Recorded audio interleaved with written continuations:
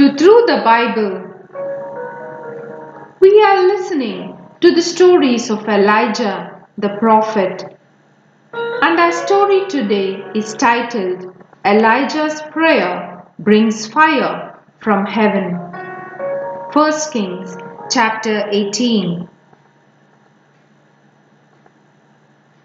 For 3 long years the drought continued in Israel before God sent Elijah to King Ahab again to tell him the rain was coming.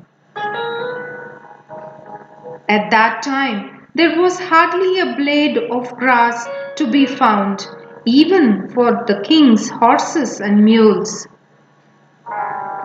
Elijah had hidden in the Kerith ravine and been fed by ravens. When the brook dried up, God then told him to travel north out of the country, where he was fed by a widow living at Zarephath.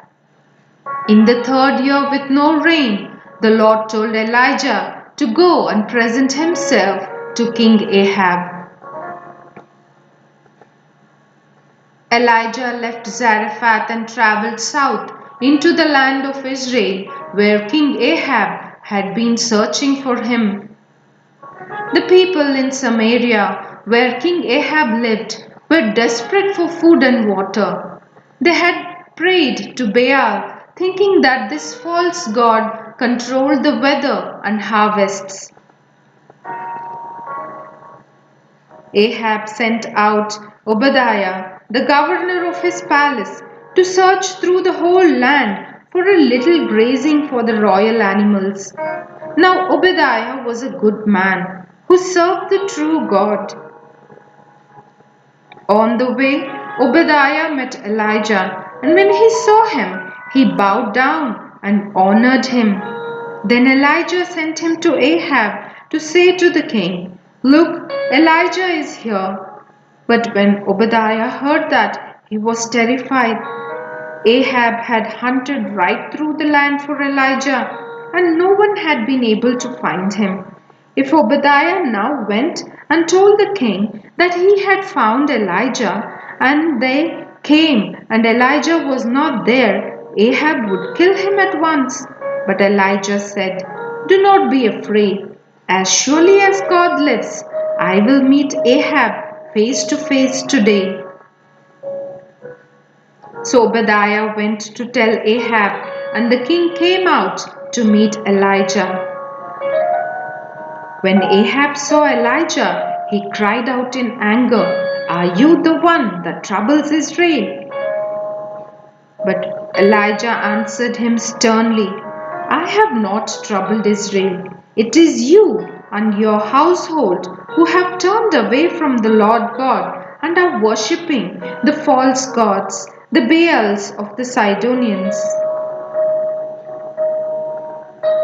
Then Elijah told him to bring together on Mount Carmel all the 450 priests of Baal, which the evil queen Jezebel had brought to the land. When all these men were standing on the slopes of Mount Carmel, which overlooks the sea, Elijah cried out to them, "How long do you waver between 2 opinions?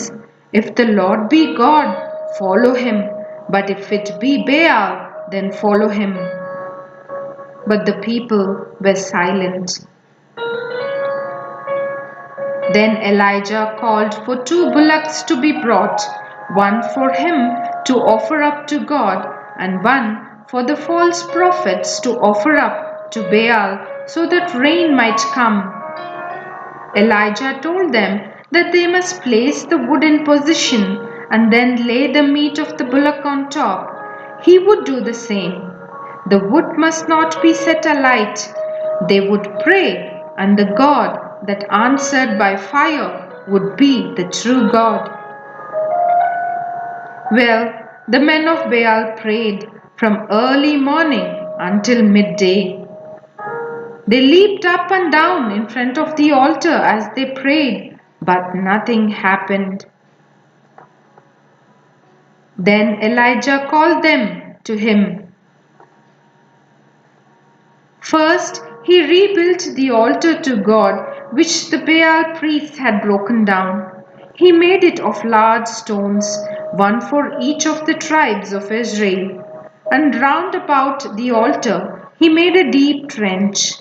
On top of the altar, he laid the firewood, and on top of that, the pieces of the bullock's meat. Then he made them fetch 4 barrels of water and pour it over everything on the altar. At about 3 o'clock in the afternoon, the work was done, and Elijah began to pray. Lord God of Abraham, Isaac, and Israel, he cried, let it be known today that thou art God in Israel, and that I am thy servant, and that I have done all these things in obedience to thee. Hear my prayer, O Lord God. Hear, that these people may know that thou art the Lord God, and may turn back to thee. As he finished, out of a clear sky, fire came down from heaven and set alight the wood on the altar and burned up the sacrifice and the water and even the stones of which the altar was made. When the people saw this, they threw themselves down on their faces and cried out, the Lord, He is the God! The Lord, He is the God! Then Elijah called out to them to take the prophets of Baal and not let one of them escape. Down to the brook Kishon they were dragged, and every one of them was killed there.